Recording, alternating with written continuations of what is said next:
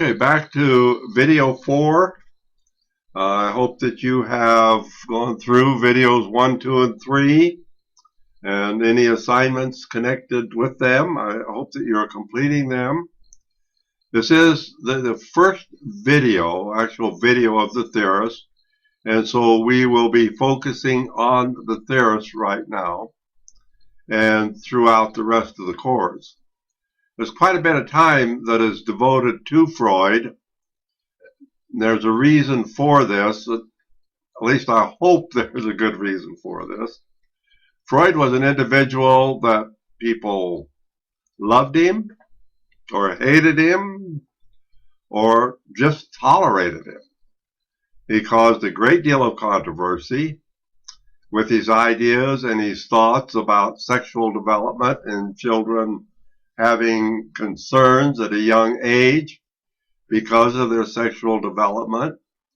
You recall that I did mention cocaine. Well, at one time, Freud was a strong proponent of cocaine.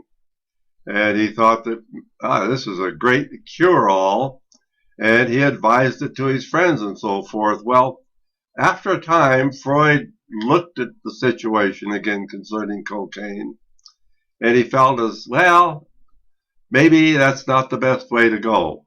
So he revised his feeling on that. Now, we have a picture of Freud here. He has a cigar in his hand. He was born around 1856, I believe. In his lifetime, he had 33 operations on his jaw. See, Freud smoked about 20 large cigars a day. And from this, he contracted cancer of the jaw. In his later years, he had moved to London to escape the Nazi persecution that was taking place. And in London, in 1939, he died of euthanasia. They just OD'd him on morphine. He couldn't stand the pain, and by they, I mean the doctors and his daughter. I have a picture of her right here. Anna Freud, just go ahead and just kept increasing his dose of morphine until he did pass away. So I'd read one time that in order to cure the cancer of the jaw, you remember medicine has certainly come a long way since then, but in order to cure his cancer of the jaw, he received a vasectomy. I don't know the connections there, even if there is a connection. I'm not quite sure. But that's a brief background on Freud. He had a wonderful home. His mother loved him. He was very intelligent. You might say that he was spoiled.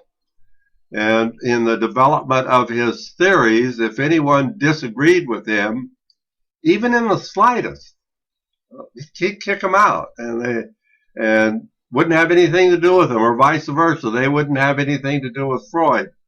So as we look at Freud, we understand that there's a great animosity by some people towards Freud.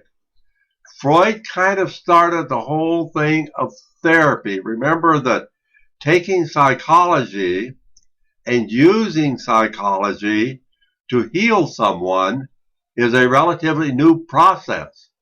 And Freud started this process with his talk association, having individuals lay on the couch and just go ahead and talk and freely talk, saying whatever come to their mind, and Freud would listen. There's a great deal more to it than that, which we're not going to take the time to spend now. But I do want you to know that we are covering a great deal of Freud, more so than any other theorist. And in order to do this, we want to develop a background of the thoughts of Freud and what he was saying. Not that I'm asking anyone to agree. I'm not asking anyone to disagree, but just understand, because when we get into the other theorists, it seemed as though what they wanted to do was either disprove Freud or agree with Freud. And this is why he caused a great deal of controversy. He was pretty popular. His methods was popular up until, roughly 1950. And then because they took so long as far as therapy was concerned, they began to look at other therapies that wouldn't take quite as long. And then Freud somewhat fell out of favor. But Freud had some interesting concepts. One of the things, and I have to mention this, one of the aspects that Freud wanted to do, Freud wanted to explain every behavior of the individual. Every behavior. Now, no one had done this before, but Freud wanted to do it. And possibly this is what could have really gotten him in, hot water and trouble from one time to another. We have what is called a DSM, that's a Diagnostic and Statistical Manual. We are on the 5th edition of it now. And I think either the 1st or 2nd edition, they took the term neurosis. Neurosis. I'm going to repeat that because it's a term that is still used today, and psychiatrists like to use that term. But they took it out of the DSM because of its association with Freud. Now, further readings into Freud, and that's what we're really looking at. We're developing a background. So in depth, if you wish to continue studies into these theorists, that you will be able to, and that you will have a background that you can go ahead and cover some of these studies. So we're going to take a little bit of time with Freud. Like I say, this here's a picture of Freud.